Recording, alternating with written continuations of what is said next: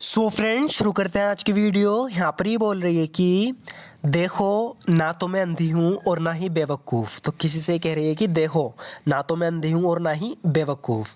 तो इस तरह के सेंटेंस के लिए हम नीदर का यूज़ करते हैं। तो इसकी इंग्लिश होगी look I am neither blind NOR stupid. Look I am neither blind NOR stupid. देखो ना तो मैं अंधी हूँ और ना ही बेवकूफ़। Look I am neither blind NOR stupid. मैं देख सकती हूँ तुम्हें पैसों की बहुत सख्त ज़रूरत है। कह रही है कि आई कैन सी मैं देख सकती हूँ, मैं समझ सकती हूँ। I can see you need the money so badly.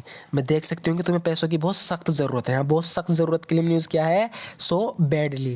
कह रही है कि I can see you need the money so badly. मैं देख सकती हूँ कि तुम्हें पैसों की बहुत सख्त ज़रूरत है। तुम पर पहले से ही मेरे काफ़ी पैसे बकाया हैं। सो इसे पैसे मांग रही है। कह रही है कि हाँ मैं देख सकती हूँ तुम्हें पैसों की बहुत सख्त ज़रूरत है, लेकिन तुम पर पहले से ही मेरे काफ़ी पैसे बकाया हैं। तो इसे हम इंग्लिश में बोलेंगे you already owe me a bunch of money.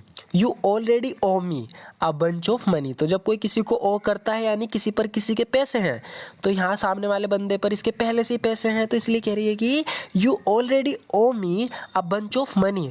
तुम पर पहले से ही मेरे काफ़ी पैसे बकाया हैं। तुम हमेशा मेरे सहारे नहीं रह सकती। अब इसे थोड़ा ध्यान से देखना क्योंकि यहाँ से शुरू होती है एक फ्रेजल वर्ब लिव ऑफ। इसके हम कुछ और एग्जाम्पल भी देखेंगे, इसलिए अब इसे अच्छे से समझना। लिव ऑफ का मतलब होता है कि किसी के सहारे जीना, यानी किसी पर निर्भर होना, किसी के सहारे अपना गुजारा करना। जैसे कि किसी से पैसे लेना और उसी पैसे से गुजारा करना, इसका मतलब होता है कि हम लिव ऑफ कर रहे हैं किसी पे। तो यहाँ पर ये कह रही है कि you can't live off me for ever.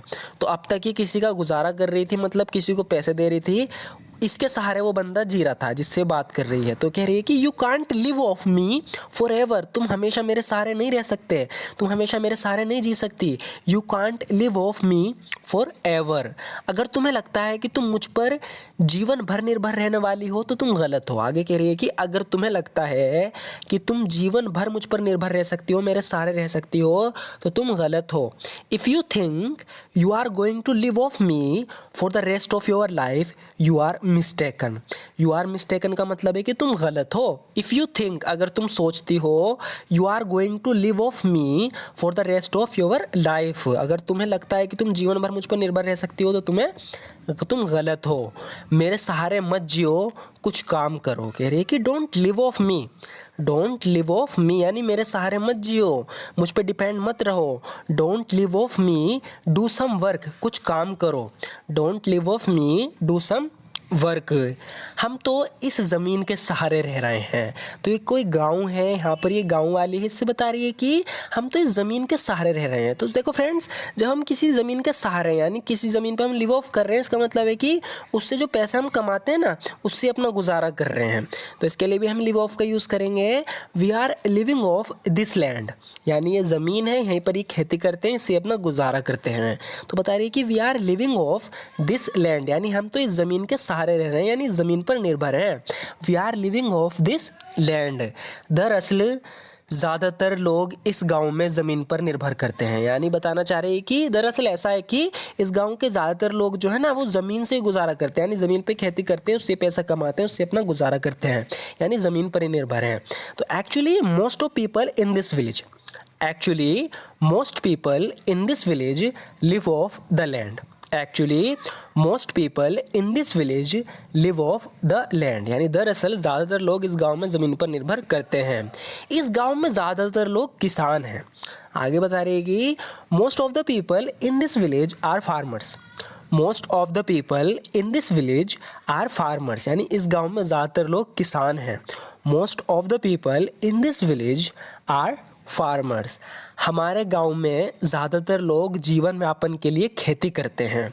जीवन यापन के लिए खेती करते हैं हमारे गांव में ज़्यादातर लोग। ये बता रही है कि most people in our village farm for a living. For a living, ध्यान रखना, फॉर अ लिविंग का यूज़ किया। फॉर अ लिविंग का मतलब है कि हम इससे अपनी लिविंग चलाते हैं, यानी सेम जीवित रहते हैं, इसके सहारे रहते हैं।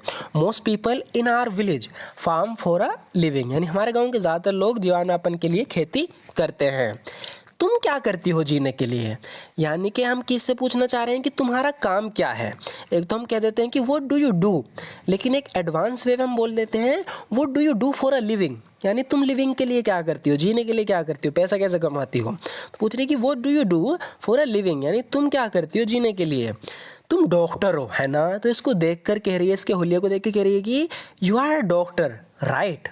यू आर अ डॉक्टर, तुम डॉक्टर हो, राइट, है ना। तो इस तरीके से हम जब कहते हैं ना है ना, तो इसके लिए हम दो तरीके से बोल सकते हैं। एक तो हम ऐसे बोल सकते हैं कि you are a doctor, right, तुम डॉक्टर हो, है ना।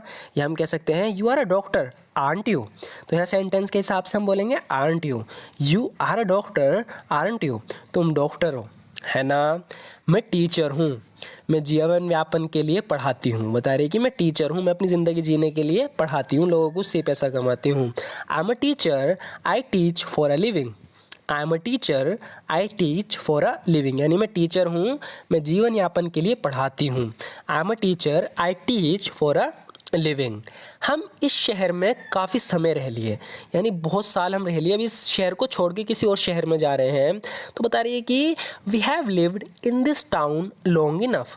We have lived in this town long enough, यानी इस शहर में हम काफ़ी रह लिए। We have lived in this town long enough. अब हम पेरिस जा रहे हैं, तो अब रहने के लिए पेरिस जा रहे हैं। तो बता रही है कि now we are moving on to Paris. Now we are moving on to Paris, यानी अब हम यहाँ से पेरिस जा रहे हैं, मूव ऑन कर रहे हैं। Now we are moving on to Paris, अब हम पेरिस जा रहे हैं। हमने पेरिस में 1 साल के लिए एक कमरा किराए पर लिया है। We have rented a room in Paris for a year.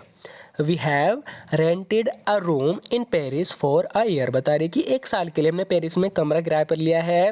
We have rented a room in Paris for a year. Next देखते हैं फ्रेंड्स, यहाँ पर ही कह रहा है कि तुम क्यों मेरी सारी मेहनत बेकार कर रहे हो। तो कोई इसकी मेहनत को बेकार कर रहा है, यानी कि कोई चीज़ ने बड़ी मेहनत से बनाई है, बड़े एफर्ट से बनाई है, अब कोई उसके साथ खिलवाड़ कर रहा है। तो यहाँ पर ही कह रहा है कि why are you ruining all my efforts. Efforts का मतलब होता है मेहनत या प्रयास। तो कह रहा है कि why are you ruining all my efforts, यानी तुम मेरी सारी मेहनत बेकार क्यों कर रहे हो। अगर तुम नहीं जानते इसे कैसे करना है तो प्लीज़ इसे ना करो। तो जब ये कह रहा है कि जब तुम्हें पता ही नहीं ये काम कैसा करना है तो इसे मत करो। If you don't know how to do it, if you don't know how to do it, यानी अगर तुम्हें नहीं पता इसे कैसे करना है, if you don't know how to do it please don't do it, तो प्लीज़ मत करो। If you don't know how to do it please don't do it, अगर तुम्हें नहीं पता इसे कैसे करना है तो प्लीज़ मत करो। तुम पर शक करने के लिए मुझे तुमसे माफ़ी मांगनी चाहिए। वैसे तो हम इसे सिंपल भी बोल सकते हैं, लेकिन मैं आपको थोड़ा एडवांस वे में बता रहा हूँ। आप इसे कैसे कहोगे, I owe you an apology for doubting you. I owe you an apology for doubting you. So friends, का मतलब क्या है, यहाँ पर इसने किसी पर शक किया था लेकिन इसका शक झूठा था, यानी बिना फ़ायदे इसने किसी पे शक कर लिया, तो अब इसे शर्मिंदगी कह हो रही है। तो यहाँ पर कह रही है कि I owe you an apology, यानी मुझ पर इस एक तरीके से कह सकते हो कि मुझ पर तुम्हारी जो माफ़ी उधार है, यानी मैं तुमने माफ़ी मांगना चाहती हूँ, यानी मुझे माफ़ी मांगनी चाहिए, है ना। इस तरीके की जिम्मेदारी सी बन गई है इसकी, क्योंकि इसने इससे गलत शक किया। तो यहाँ पर कह रही है कि I owe you an apology for doubting you. तो वैसे हम शुड का यूज़ करके बना सकते हैं, लेकिन आपकी मर्ज़ी, है ना, आप जैसे बोलना चाहो। जब अगर आपके सामने कोई इस तरीके से बोले तो आप कंफ्यूज ना हो, इसलिए मैं आपको बता रहा हूँ कि Rekhi I owe you an apology for doubting you, तुम पर शक करने के लिए मुझे तुमसे माफ़ी मांगनी चाहिए। सो फ्रेंड्स, आज की वीडियो में बस इतना ही। और इस वीडियो में हमने जितने भी सेंटेंस अब तक देखे हैं सारे बहुत ही ज़्यादा यूज़फुल हैं, बहुत